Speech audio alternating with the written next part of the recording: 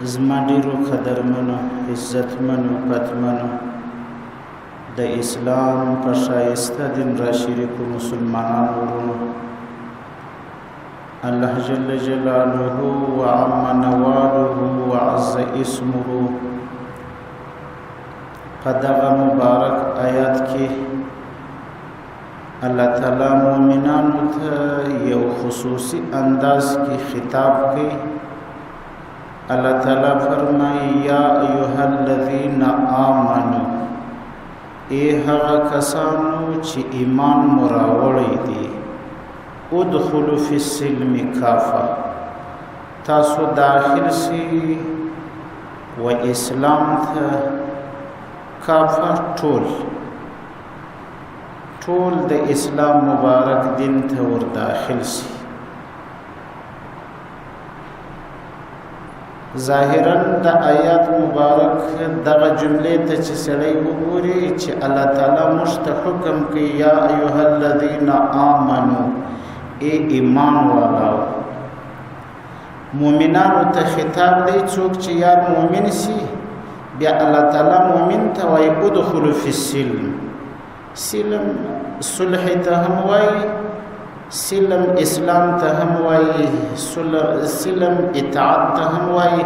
دلته مراد جنی اسلام دی، د اسلام مبارک دین ته تاسو داخل شئ. ټول داخلېدل د اسلام و مبارک دین ته مؤمن ته الله وایي. نو مؤمن دی، مؤمن خو مسلمان دی، خو دلته ظاهرا یو ټکی معلومیږي چې د ایمان او د اسلام مابین کې فرق دی. ایمان کلمه طیبه ویل دا ته ایمان وایي، کلمه شهادت ویل دې ته ایمان وایي، زړه کې عقیده سمول دې ته ایمان وایي، لمونځ کول دې ته ایمان وایي، زکات ورکول، روژه نیول، حج کول دې ته ایمان وایي. خو لیکن دا کافی نه دی. یوازې دغه کلمه شریفه ویل، کلمه طیبه، کلمه شهادت یا لمنځ یا روژه، دا یوازې کافی نه دي. یوازې د الله د وحدانیت عقیده درلودل، یوازې د پیغمبر علیه السلام رسالت منل، یوازې بعث بعد الموت دا منل، یوازې آخرت ته عقیده درلودل دا کافی نه دي. که کافی وای بیا خو ایمان نو ایمان خو کابس و. د دې څه معلومه ده چې سړی به نور اعمال هم کوي، ځکه الله موږ ته یا ایها الذین آمنوا ادخلوا فی السلم کافه، ای ایمان والو تاسو اسلام ته ورننوځئ ټول. زموږ مفسرین حضرات وایي ایمان اسلام دا د 5 شیانو څخه جوړ دی. 5 شیان یو اعتقادیات دي، د الله تعالی په ذات عقیده درلودل، د الله په کتاب عقیده درلودل، د الله تعالی د پیغمبر رسالت منل، دې ته سم عقیده درلودل. دا یو جز دی د ایمان، عقیده به برابر وي. دویم عبادت دی، لکه لمونځ دی، روژه ده، زکات دی، حج دی، دا منل، دې ته عقیده درلودل، د دې عمل کول، زندگی په دې برابرول.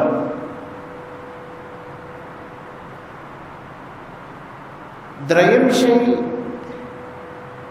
دا چې دې هغه معاشرات دي، زندگی د شریعت مطابق تیرول، ناسته ولاړه گزاره کول، په کلي و ماحول کې، ښار کې، په کلی کې، په کور کې معاشرات، زندگی دوستانو سره، د پردو سره، د قریبانو سره زندگی تیرول،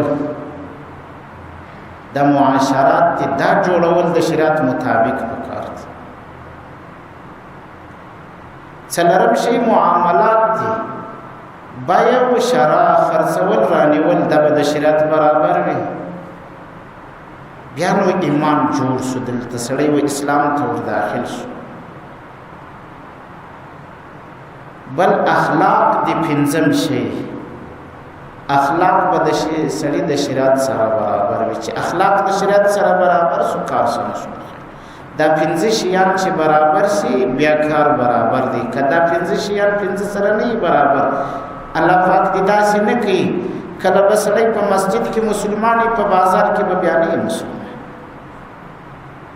نو ځکه موږ ته یا ایها الذین آمنوا ادخلوا فی السلم کافه، ایمان والا و اسلام ته مکمل داخل شي. یعنی په مسجد کې مسلمان سه، په کور کې مسلمان سه، په بازار کې مسلمان سه، په دفتر کې مسلمان سه، په سنگر کې مسلمان سه، په هر ځای کې مسلمان سه. یوازې دی نه چې سړی په کور کې مسلمان وي، دکان کې نه بیانوي. ځکه موږ ته الله پاک وایي یا ایها الذین آمنوا ادخلوا فی السلم کافه، مکمل اسلام ته داخل شي. مکمل اسلام ته داخلېدل د دې دا مطلب دی چې مسجد کې هم مسلمان، په کور کې هم مسلمان، په بازار کې هم مسلمان، په اجتماع کې هم مسلمان، په انفراد کې هم مسلمان، په دفتر کې هم مسلمان، په دکان کې هم مسلمان، په سنگر کې هم مسلمان، هر ځای مسلمان. چې دا ټول ماحول برابر شي د اسلام سره، دې ته الله پاک وایي تاسو داخل شئ اسلام. چې داسې سړی اسلام ته ورننوتي بیا نو کار برابر شو، په هر ځای کې مسلمان مسلمان دی. زموږ مفسرین حضرات د دې آیات مبارک په ذیل کې په شان نزول کې یو مسله راوړي. وایي دا د یو خاص صحابي په حق کې نازل دی، حضرت عبدالله بن سلام رضی الله تعالی عنہ. دا مخکې یهودي و ډېر زبردست عالم دی، د تورات لوی عالم دی. اوس دغه صحابي دا مسلمان کیږي، ایمان راوړي په پیغمبر علیه الصلاۃ والسلام، قرآن شریف باندې ایمان راوړي، د الله تعالی وحدانیت یې مخکې ماني. څلور خبرې په دې صحابي کې وې، څلور د ایمان راوړلو وروسته څلور خبرې پکښې کې. یوه خبر پکې دا وه چې زړه کې دغه وه چې په تهجدو کې د شپې چې لمونځ کوم نو د تورات خو د الله کتاب دی، هغه به تلاوت کوم پکښې کې، دا به پکې وایم. دا یوه خبره یې په ذهن کې وه. قرآن شریف د الله کتاب دی، د الله کلام دی، تورات هم د الله کلام دی، د الله کتاب دی، دا به هم پکې وایم.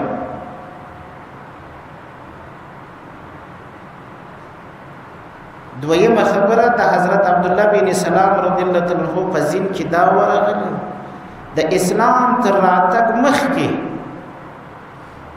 د دې په دین کې د اوښ غوښه خوړل، دا حضرت یعقوب علیه السلام ته د پښې د رګ مریضي و عرق النساء ورته وه.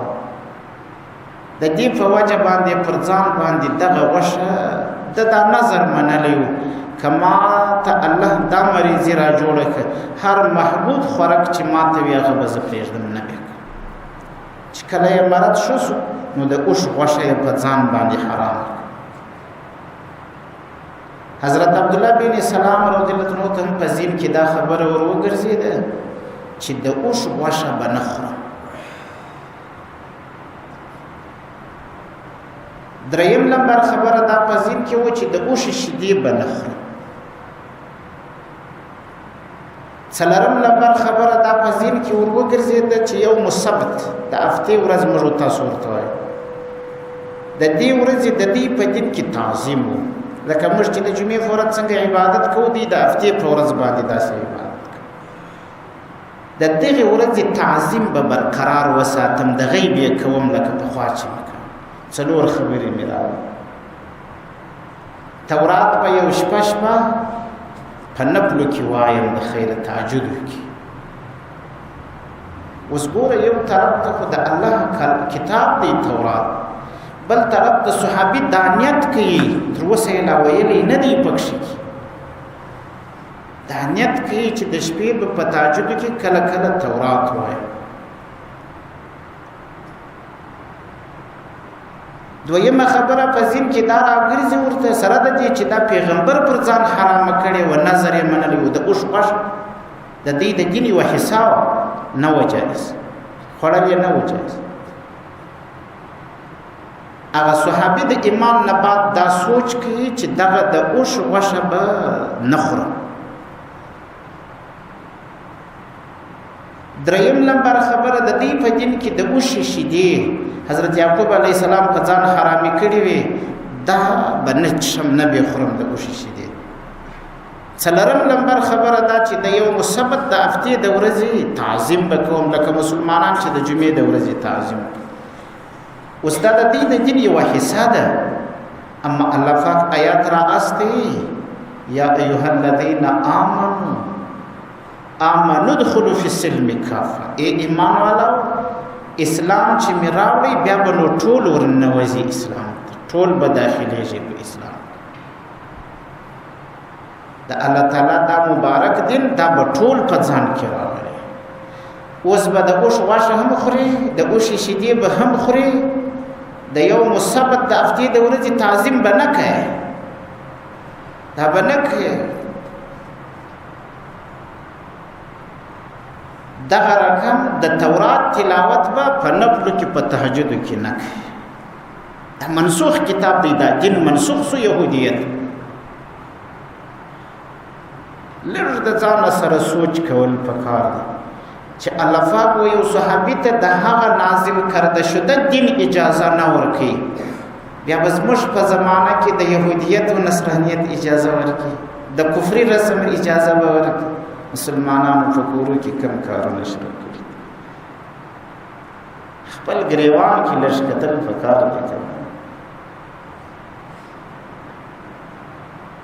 الله پاک هغه نازل کرده شده دین چې منسوخ سو معنی یې کوي نه به کوي دا بیا د کفر رسم په کور کې راوستل د کفر رواج په کور کې راوستل یا به د کومې خوا اجازه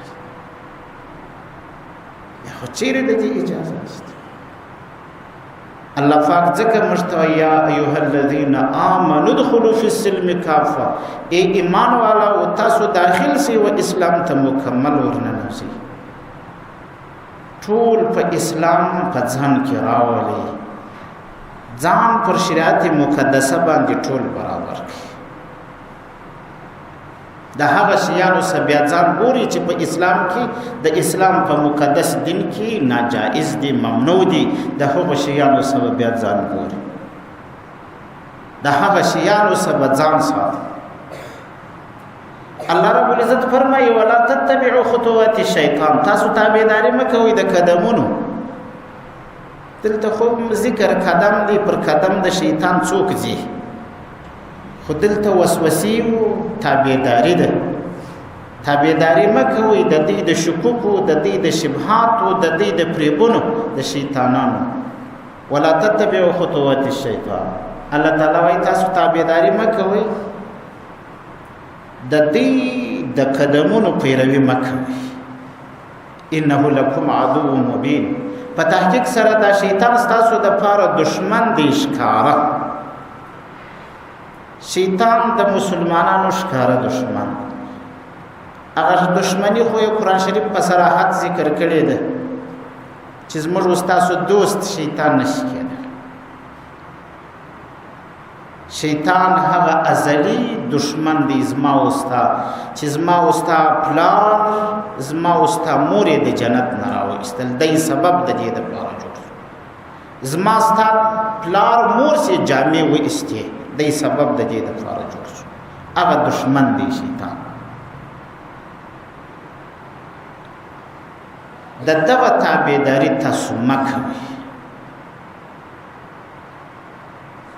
حدیث پاک کی پیغمبر علیہ الصلوۃ والسلام فرمائے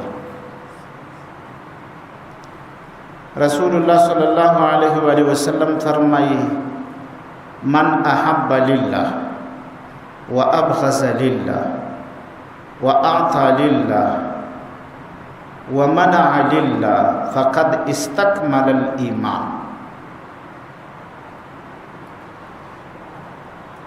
څوک چې محبت کوي د چا سره د الله د پاره،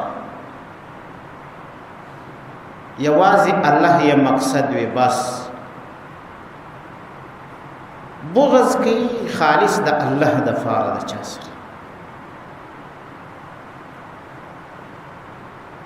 ورکړه کوي خالص د الله د پاره د چا سره. منع ورکوي چاته نه ورکوم خالص د الله د پاره. په دې باندې علما کوي من احب لله وابغض لله واعطى لله ومنع لله. دا ټول شرط دی. هاسي جمله ده چې متضمنه د معنا د شرط ده. من متضمن دی معنا د شرط. دا ورلره جزاء ده فقط استكمل الایمان. په تحقیق سره د دې سړي ایمان کامل دی. د کمال د ایمان څلور علامې دي. څلور خویونه، څلور شیان که په سړي کې موجود و د دې سړي ایمان کامل دی. که څلور خویونه په سړي کې نه و موجود د دغه سړي ایمان ناقص دی، کمزوری دی ایمان، ضعیف دی ایمان. کم څلور خویونه که په سړي کې موجود و. اول خوی دا دی من احب لله. څوک چې د یو چا سره تعلقات ساتي، شناخت ورسره کوي، محبت ورسره کوي، خالص د الله پاک لپاره کوي بس. دا اول شی دی چې یو څوک د یو چا سره تعلقات ساتي، یو څوک د یو چا سره شناخت کوي، خالص د چا لپاره کوي؟ د الله پاک لپاره. د الله تعالی د راضي کولو د فار مقصد یې همدا د دغه سړي د محبت په ارتباط ټکی راوړم. ګوري څنګه سړی د الله د پاره د یو چا سره محبت کوي نو ایمان یې بار پر کیش. یو سړی ډیر شلمنس کوي ستا دی خوښ دی. یو سړی ډیر شر وژنې سي ستا خوښ دی، مینه دې د ورسره. یو سړی بیا لمونځ نه کوي ستا ورسره بد جنې راځي، بغض دې په زړه کې ورسره. دا د الله دپاره بغض دی، هغه د الله دپاره محبت. یو سړی روژه نه نیسي ستا د الله دپاره ورسره بغض دی، ځکه روژه نه نیسي. دا د کمال ایمان علامه ده. څنګه به موږ ته معلومه سي چې دغه محبت د الله دپاره دی، دلته بغض د الله دپاره دی. یو سړی د یو چا سره بغض کوي د الله دپاره، مینه کوي د الله دپاره ورسره کوي. خو دا تدریجي ده. دا دی نه ده چې سړی د کوره راووتي په سړي کې د رو محبت پیدا کېږي. دا نه ده. دا ډېر تکلیفونه به ګالې ګالې ګالې ګالې بیا سړی ورته ته ورسي. زموږ علما مثال راوړي. 3 نفره سره ملګري دي په یو غټ رود باندې راغله. دا رود دومره بهیږي، دومره اوبه پکښې کېږي چې هر څونه اوبه سړی وړي نسي پرې وتلی. 3 کسان راغله و دې رود ته ودرېد. دا یو سړی فکر وکړي چې زه به ورګډ سم، اوبازي به وکړم د خیره، ځان به پرې باسم. دا سړی چې اوبو ته ور ایله سو، دا نور دوه ورته ګوري، وی وهله وی وهله وی ول اوبازي څپې باندې رالې رالې د رود هغه بلې ځای ته، هغه بلې غاړې ته واوښته.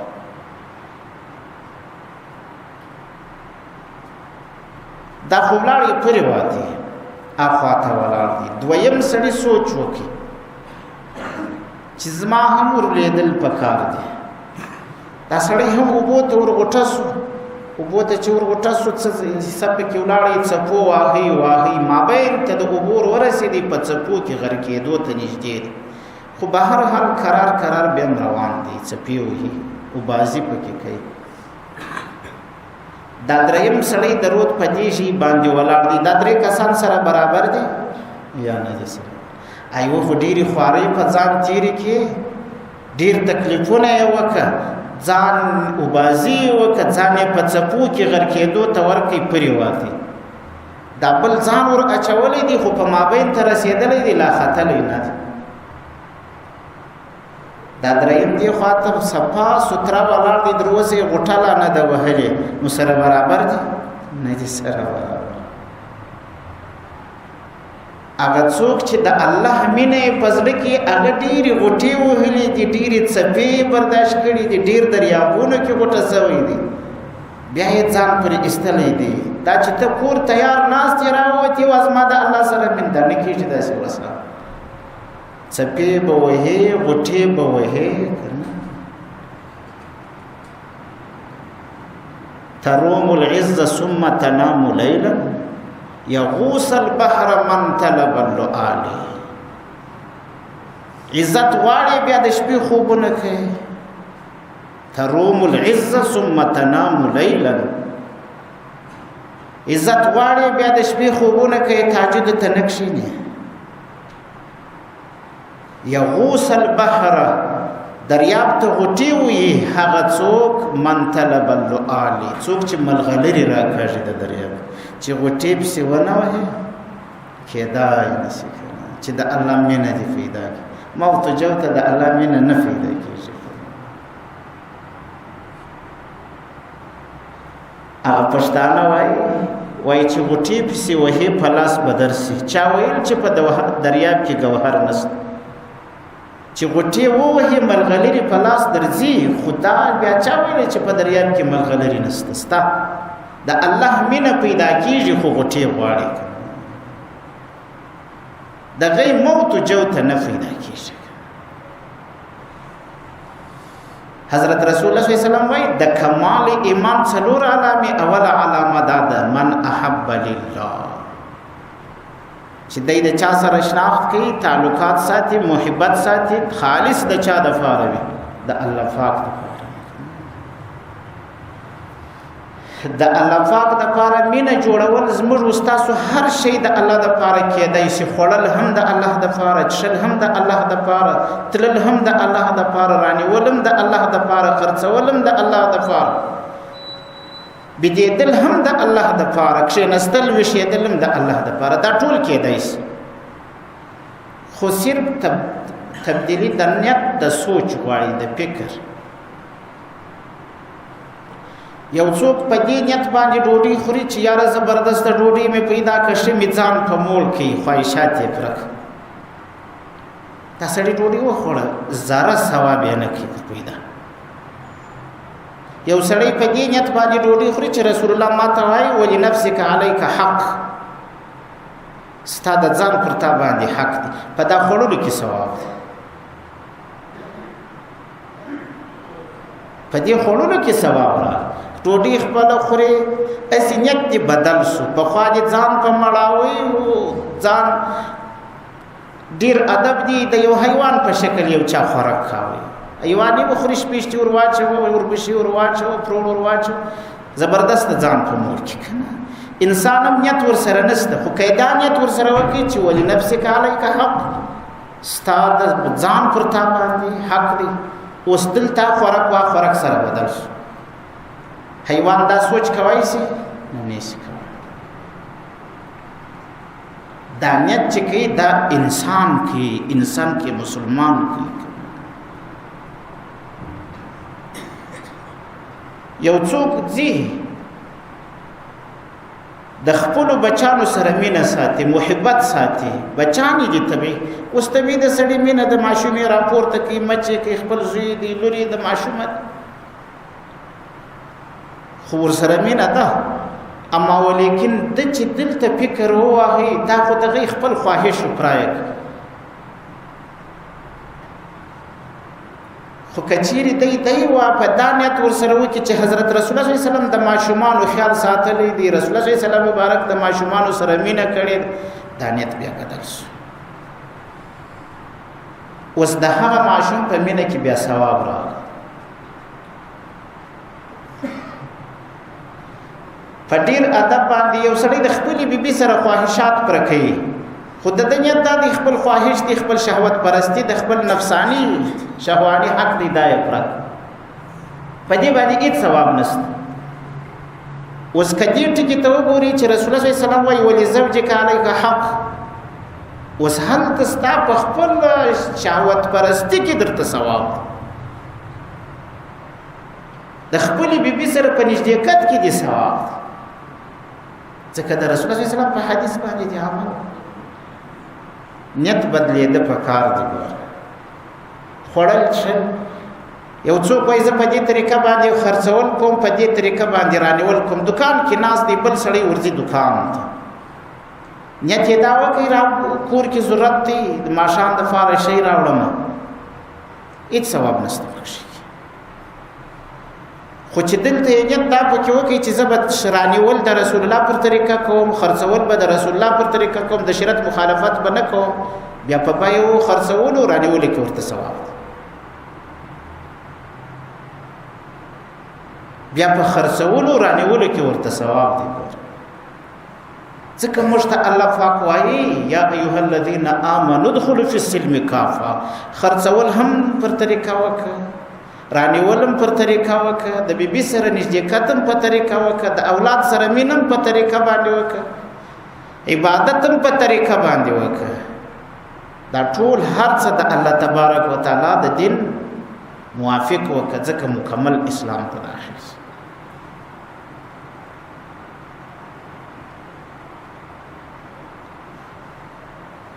حضرت علی کرم الله وجهه دا د مسلمانانو د اسلام په خلیفګانو کې په خلفای راشدینو کې څلورم خلیفہ دی. د رسول الله صلی الله علیه وسلم زوم دی، د پیغمبر علیه الصلاۃ والسلام د اکا زوی دی، څلورم لمبریار دی. حضرت علی کرم الله وجهه په مخ کې یو يهودي ناست دی. هغه يهودي د پیغمبر علیه الصلاۃ والسلام په حق کې ګستاخی وکړه، نازیبا الفاظ خاص الفاظ مستعمل کړ چې د پیغمبر علیه السلام د شان سره نه و مناسب، تاسې الفاظ مستعمل. حضرت علی کرم الله وجهه وغورځېدي، هغه يهودي ټینګ په غېږ کې ونیو، پورته کړي د دامځکې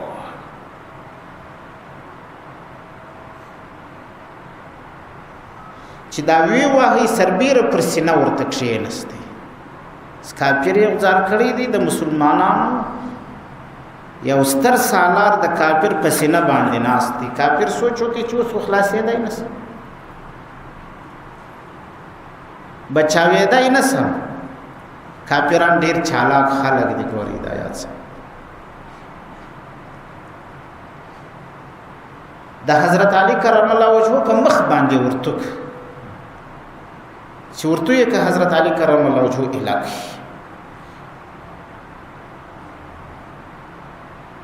ټول مسلمانان مجاهدین اغورته د الله انصافدار د خدای بندا قوت پر پیدا کړی و غزار کړی دی، بیا دې ولې الهي اوس لاس تا د پاره پکار و چې نور دې تخته کړی وای. د یورته مخ کې چې زما کومه غوسه و خشم د ده سره مې بغض و، دا د الله د پیغمبر په خاطر باندې و چې هغه ته نازیبا الفاظ وي. اوس ما غوسه بدله شوه، د دې په خاطر باندې مې غوسه شوه چې زما په مخ یې توکلې دي، مې ځکه د ایمان د کمال څو علامې دي؟ څلور. اول علامه من احب لله، چا سره مینه کوي خالص د الله دپاره. د صحابه و شان هم دا خالص د الله تبارک وتعالی دپاره یې مینه ورسره کول. نور شیان په مد نظر نه. زموږ په زمانه کې رسول الله فرمایي اخیره زمانه کې به داسې وخت راځي مخامخ چې در سره کښېني درته به ښه سړی نه، درته به قریب نه، درته به دوست نه، خو چې کله پشه لاس و بیا یې درته غټ دشمن نسته. حضرت رسول الله صلی الله علیه وسلم د مخامخ دوست د پشاله دشمن. دا زمانه خو به اوس دغه نه تقریبا الا ماشاء الله څه کسان مشمیر په مخامخ کې دوست دی خو پشاله کې بیا دشمن دی بل څه. دا د الله ناخوښه خلق دي. د دې ایمان ناقص دی، ایمان کامل نه دی. د کمال ایمان علامه دا ده چې سړی به د چا سره مینه کوي د الله پاک دپاره به کوي، بس د الله تبارک وتعالی د رضا دپاره به سړی کوي. چا سره بغض کوي تب هم د الله تبارک وتعالی دپاره د الله د راضي کولو دپاره به ورسره بغض. بل مقصد به په دې کې نه جوړېږي چې کله بل مقصد مابین ته رانغلی دا نو د کمال ایمان علامه سو. کمال ایمان د دې سړي بیا په نصیب باندې دی. حضرت رسول الله صلی الله علیه و آله وسلم فرمایي واعطى لله.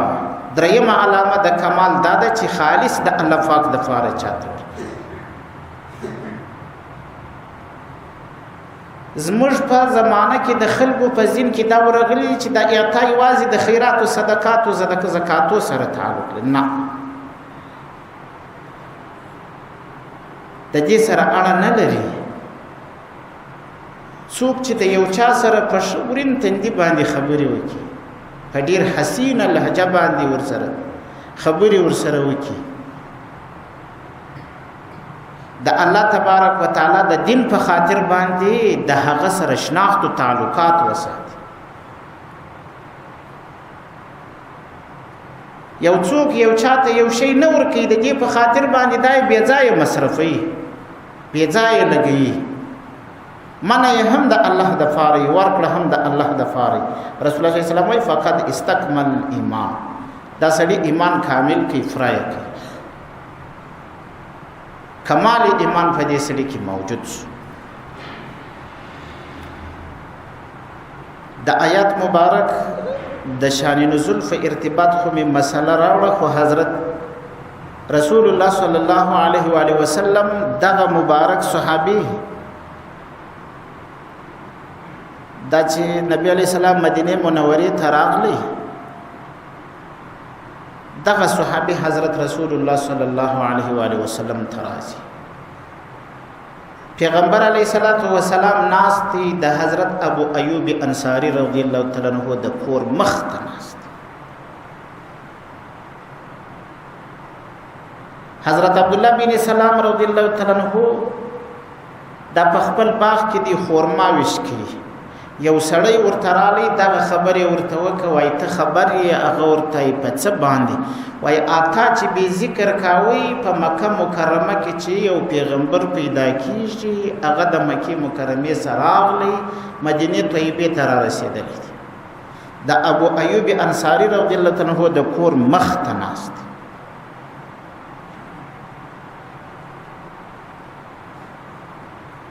د عبد الله بن سلام رضی الله عنه د خلیص یو आवाज راووتی، الله اکبر. د حضرت عبد الله بن سلام رضی الله عنه سره په باغ کې عامه ده، هغه ورته وایي عبد الله څه پیښه ده؟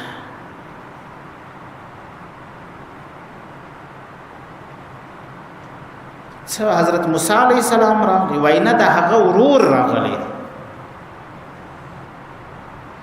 حضرت عبد الله بن سلام رضی الله تعالی عنہ راغلی د ابو ایوب انصاری رضی الله عنه د کور و مخ ته نبی علیہ السلام ناس دي، صحابه باندې راګرځېدي. ډیر خلک نور هم راغلي دي چې ایمان یې نه دی راغلی.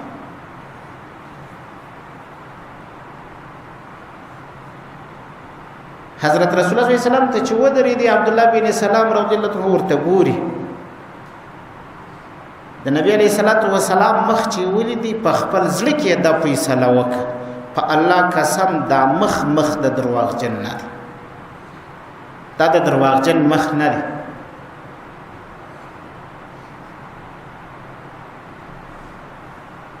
بیا د رسول الله صلی الله علیه وسلم څخه پوښتنه کوي، ورته وایي څوک یې؟ نبی علیہ الصلوۃ والسلام ورته زما نوم محمد دی، د فلار نوم عبد الله دی. نور هغه ته مسله نه چیرې اوږدوي یا نه. زموږ د زمانې د خلکو څخه چې پوښتنه وکړي په قوم څوک کېدون یې درته اوږده کړي زموږ سر نه په خلاصېږي. دا و پلانې زیدي و پلانې زیدي و پلانې دونه اوږده مسله ده چې وا د کلمې شریفې ترجمه راته وکړه ټکی لا نه دی. قومیت کې ماهره دي خلک ګوري ښه یاد ساتئ. خو پیغمبر علیه السلام د دغې خبرې ډېر چیړ نه کاوی، ډېر یې نه سپړله، ډېر بحث یې په دې کې نه کاوی.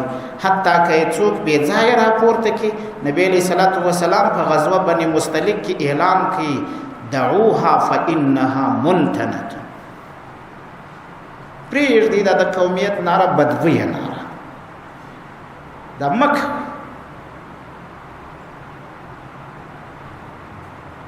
دویمه پوښتنه ځینې کوي چې ته د څه دپاره راغلی؟ بیا پیغمبر علیه السلام د دین بیان کوي، داسې زبردسته بیان یې وکړ. زه د الله پیغمبر یم، د الله رسول یم، دین مې راوړی دی، په ما کتاب نازل شوی دی. دا بیان یې شروع کړي حضرت رسول صلی الله علیه وسلم. عبدالله بن سلام رضی الله تعالی عنه ورته وایي سړی زه درې پوښتنې درڅه کوم، که دې جواب راکړي نو رښتیا چې پیغمبر یې، که دې جواب را نه کړي نو بیا نه یې پیغمبر، بیا نه یې پیغمبر. حضرت رسول الله صلی الله علیه وسلم ورته وایي سوال وکړه، پوښتنه وکړه چې جواب درنه راځي. سوال کوه.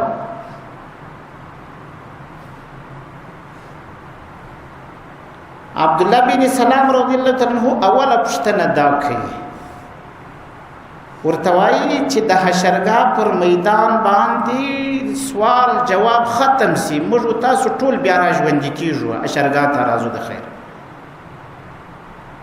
جنت والا جنت ته روان سي، دوزخ والا دوزخ ته. جنتیان چې ټول جنت ته ولاړ سي، اول خوراک د جنتیانو چشتي. دا اوله پوښتنه ده. دویمه پوښتنه د دنیا په باب لکوي، وایي په دنیا کې ماشوم چې پیدا سي کله مور ته سوی کله پلار ته سوی، دا ولې؟ دریمه پوښتنه کوي چې د قیامت په غټو علامو کې 10 علامې، په دغه ټولو کې اوله علامه د قیامت کومه وه؟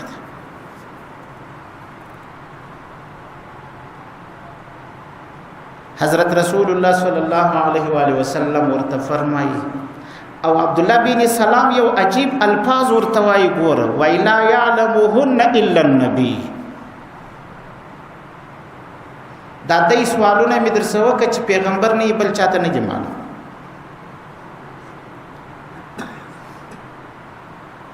زموږ محدثین دا سوال را پورته کوي چې عبدالله بن سلام خو نه دی پیغمبر، هغه څنګه په خبرو؟ بیا عبارت ورسره اجدي او يعلمهن النبي، یا بدا ورشولی پیغمبر یې دته. ځکه حضرت عبدالله بن سلام په موسوي دین باندې پاته شوی، د موسی علیه السلام د خولې نه زده کړې وه، دا به هغه ورته شولی. پیغمبر علیه الصلاة والسلام ورته وایي عبدالله جنتیان چې جنت ته ننوځي د دنیا د ورځې په نیمه ورځ اندازه کې الله پاک د ټول مخلوق سره محاسبه کوي، ما یلیق بشانه تبارک وتعالى، چې دا ټول جنت ته ننوځي. اول خوراک چې جنتیانو ته الله پاک ورکوي د مایي د اینې زړګی دی. ماهی هم الله ته معلوم دی، اینه هم الله ته معلومه ده، زړګی بیا هم الله ته. دا د ماهی یا د هر پسه اینه د غوایي اینه پورې دونه کشنی حصه د غوښې مشتی دا ورکوي. دا اوس نو ماهی به څونه وي؟ حضرت ابو عبیده بن جراح رضی الله تعالی عنہ پسیپ البحر کې غزا کول ډېر وږي سوه. الله پاک ته خواست وکړي چې یا الله وږي یو. الله پاک یو عنبر ماهی ورته راوغورځوي. د صحیح البخاري روایت دی، څو ځایه راځي بخاري شریف کې دا روایت. دیارلس کسان یې دا د سترګې په خانه کې ناست وو صحابه کرام هغه دونه کشنې کشنې نه وو لکه دا موږ تاسو موږ ته خو ډېر واړه واړه باندې لږ ځای نیسو صحابه ډېر غټ خلک وو دیارلس کسان یې د سترګې په خانه دا یوه کوکه کې ناست دومره ماهی دا چې په دنیا کې دومره ماهی سته نو د جنت ماهی خو الله پاک ته معلوم دی دا اول خوراک دی چې ورلره ورکوي جنتیانو بیا خوراک رنګارنګ نعمتونه الله ورکوي کم چې بچی کله مور ته کېږي کله پلار ته رسول الله ورته عجیب جواب ورکوي وایي کله د پلار سبقت انزال مخکې وسي پلار ته کېږي که د مور د مخکې وسي مور ته کېږي بس لنډه مسله ذکر د قیامت په لسو علامو کې اوله علامه چې ده دا د مشرق د طرفه څه اور را پیدا کېږي دا خلک به ټول د حشرګاه میدان ته بیایي ډېر هوښیار اور دی رسول الله وایي د قیلولې په وخت کې درېږي غرمه وایي خوب وکړي ماپښین یې بیا په مخ د ماښام په وخت کې بیا ورته درېږي چې سهار سو بیا یې په مخه کې عبدالله بن سلام رضی الله عنه چې کله دغه جوابونه واورېده دره ورته وایي وای اشهد ان لا اله الا الله واشهد انك رسول الله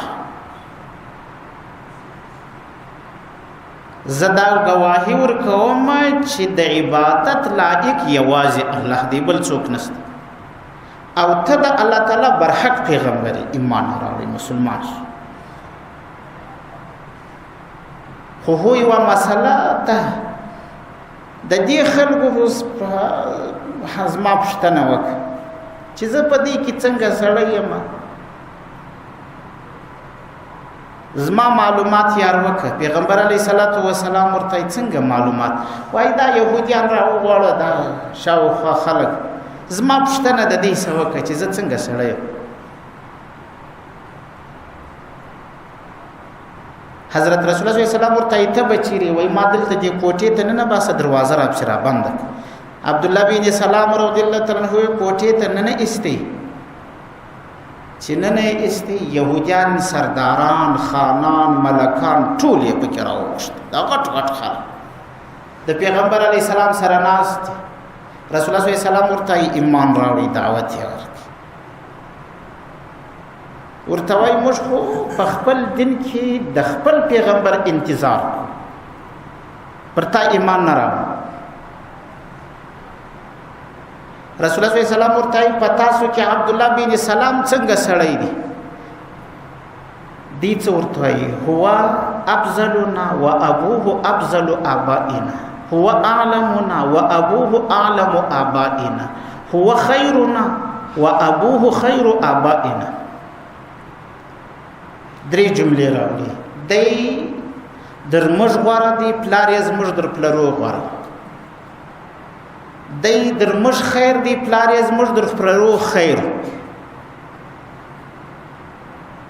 دی تر موږ عالم دی پلار یې زموږ در پلرو عالم پیغمبر علیه السلام وایي کاغه ایمان راوړي تاسو ایمان راوړي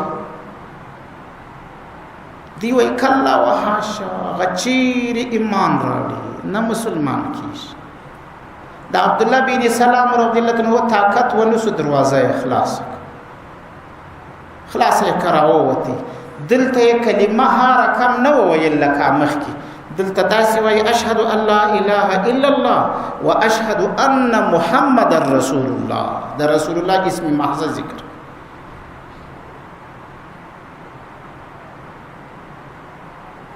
هغه ورته ناست خلک هغه څه وایي هو شرنا وابوه شر آبائنا دی زموږ شر و بد دی پلار یې زموږ د پلرو شر او بد په هغه ځای ناست خلک بدل شو مخکې څه ویل اوس څه وایي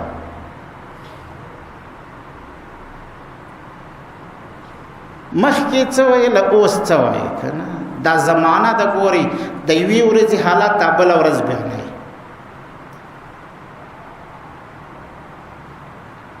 دا حالت د یو غړي حالات په بل غړي بیان است ولې خو تاسو ول هو افضلنا وابوه افضل ابائنا هو اعلمنا وابوه اعلم ابائنا بیا یې نه منله خبره بدله شوه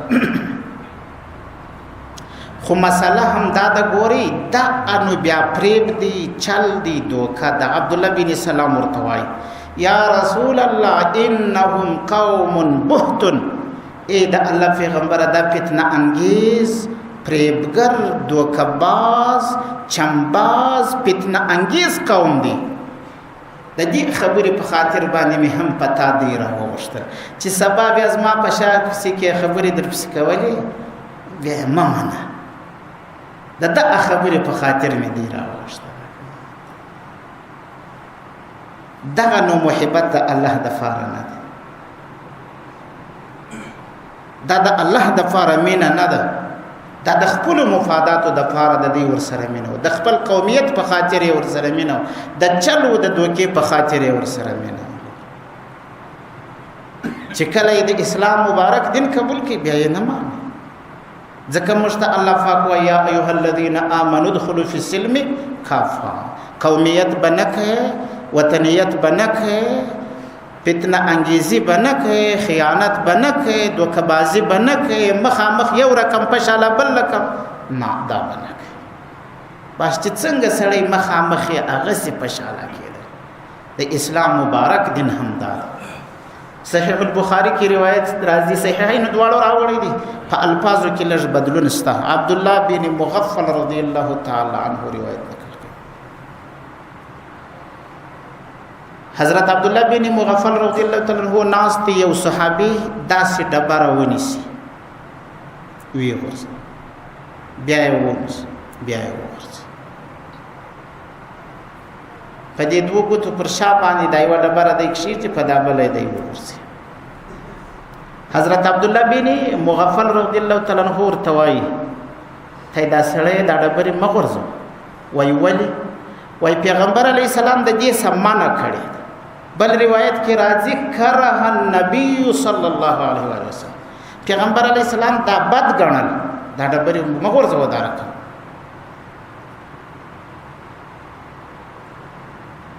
هغه سړي بیا ډبره راوسته بیا یې وغورځو هغه ورته ما درته ویل چې رسول الله صلی الله علیه وسلم دا بد ګڼلی دي دا مکوه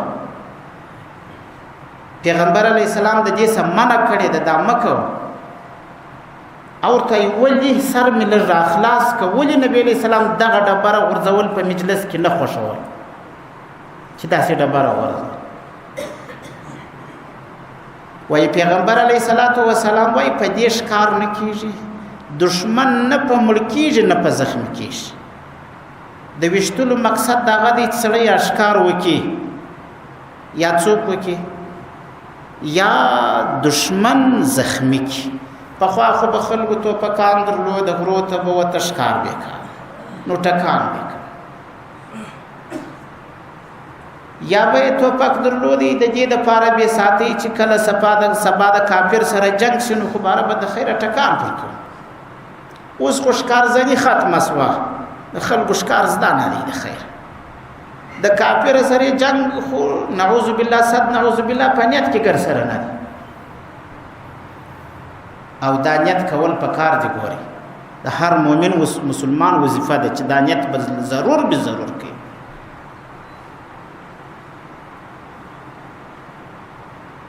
اما په کورو کې بیا داسې تماشې جوړې کړي داسې ټکانې خوب نشي جنې کولی پیسې ډېرې سوي دي که څه بلا ده داسې یو مسله ستا زما خیال دومره ډېر ټکان کوي داسې حال ودونه دي یا کوزدې دي یا زوی زو کړی دي که نه د شپې به هم سترګه نه کې پټه یا به د ورځې هم سترګه نه شي جنې پټولی سبق هم نه شي جنې ویلی ټول کار به درله روان کړي که نه خدای بنده دې کې خو یوه فایده نشته خالص وچ اسراف دی یو شی لا بل نشته پکې او رسول الله فرمایي د کمال ایمان علامه من اعطا لله که رښتیا د وینه په جوش کې د مجاهد تی ورکه یتیم تی ورکه کونډې تی ورکه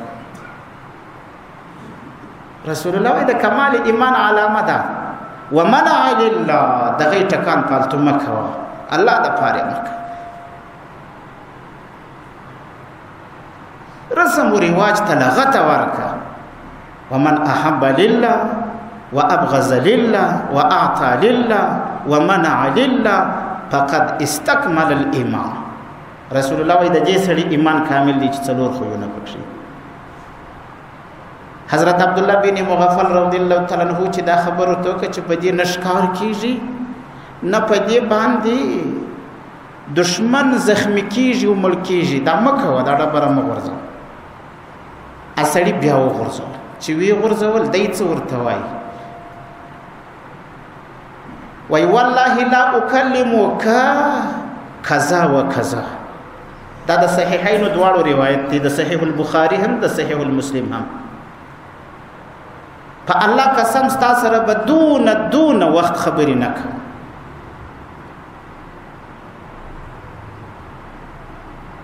دونه وخت به خبرې نه در سره.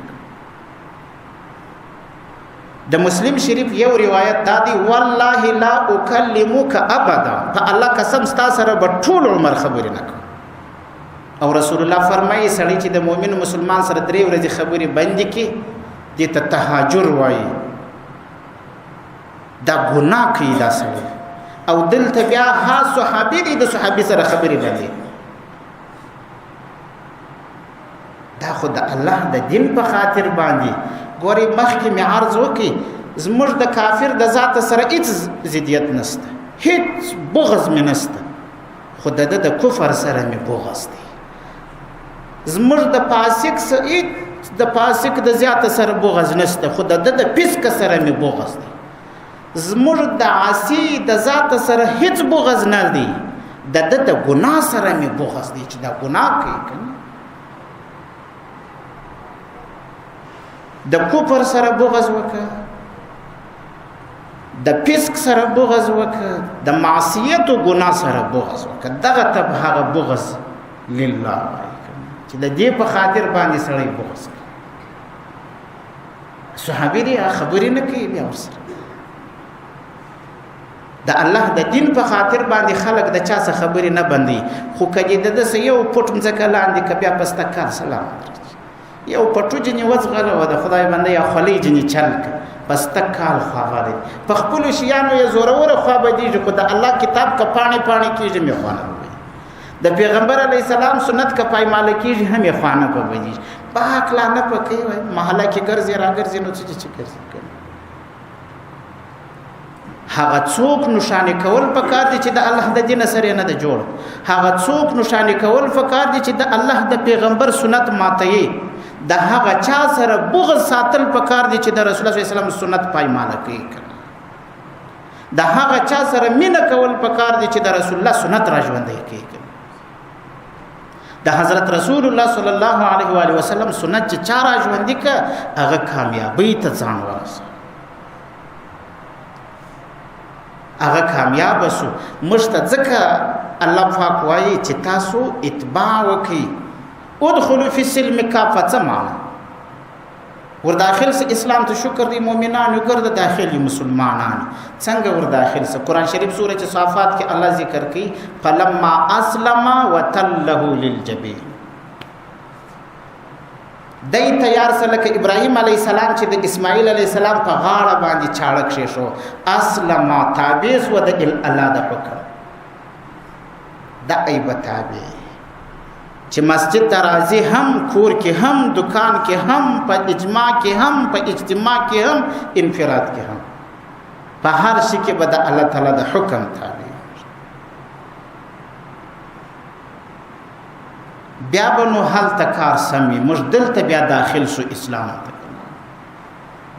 ظاهرا خو دغه سي بعضي وختونه کله الله پاک دې موږ تاسو وساتي، کله ناکله د سړی په ذهن کې دا ورغلی وي ګوري چې موږ دا کار کوو، یعنی دین ما تقریبا د ځان درته غټ معلوم نه، الله پاک خپل دین په خپل چلی.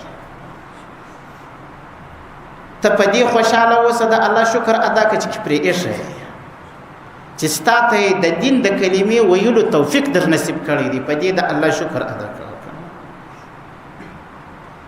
حضرت رسول الله صلی الله علیه و آله وسلم ته یو صحابي راغلی، ورته یا رسول الله اورته وای تاسو دا ټکی راته وښیاست چې قیامت کله دی، کله قیامت پیغمبر علیه الصلاۃ والسلام مبارک داسې ورته ګوري صحابي ته وایي ما عادت لها څه ورته برابر کړی دي قیامت پوښتنې کوي او کله قیامت راځي کله قیامت راځي څه برابر کړی ورته وایي یا رسول الله اعمال منځونه ډیر نه لرم روزي ډیر نه لرم حجونه ډیر نه لرم زکاتونه ډیر نه لرم جهادونه ډیر نه لرم وای نو پچې شي خوشاله وای احب الله ورسوله الله او د الله رسول راته ډیر قدرمن خوش دي پیغمبر علیه الصلاۃ والسلام ورته انت مع من احببت تبه د هغه چا سره مرګره چې د چا سره دی مینه حضرت انس بن مالک رضی الله تعالی عنہ چې دا جمله می واوریده مش په ټوله وخت په بل شي دون نه یو خلا شاله سوي لکه د رسول الله په دې جمله چې ډیر خوشاله پته ولګي چې د کم چا سره دی مینه وي د ژیر خریلی سره که د ژیر والا سره ولکه په بل شکل کې راسي بیا په هغه شکل کې چې ور سره مینه دي اوس بل اثر سره خلاص وکړه د کمی عقیده سره چې دی مینه و د هغه عقیده والا سره برازي کم لیډر چې درته خوان درکې د هغه لیډر سره به بیا صد